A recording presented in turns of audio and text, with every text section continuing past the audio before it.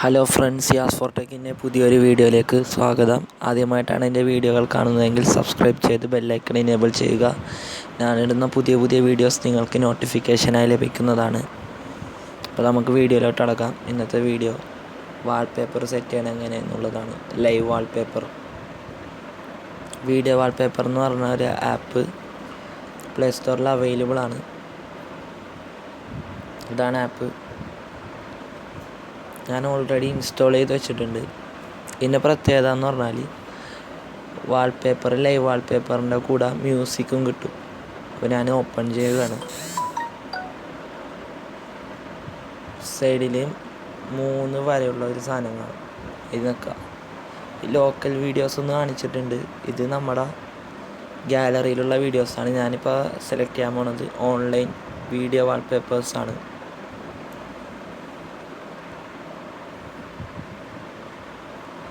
അപ്പോൾ ഞാൻ rain ഡ്രോപ്പാണ് select ചെയ്തേക്കുന്നത്.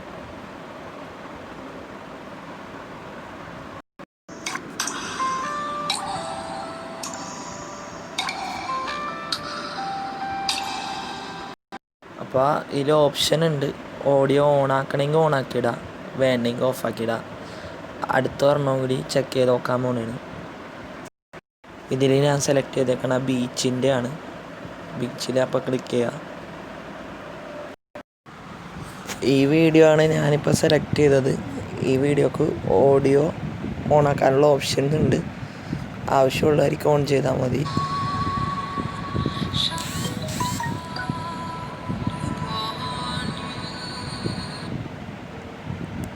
ഇപ്പം ഞാൻ ഓഡിയോ ഓൺ ആക്കിയിട്ട് വാൾപേപ്പർ സെറ്റ് ചെയ്യാൻ പോണേണ്. Successfully set.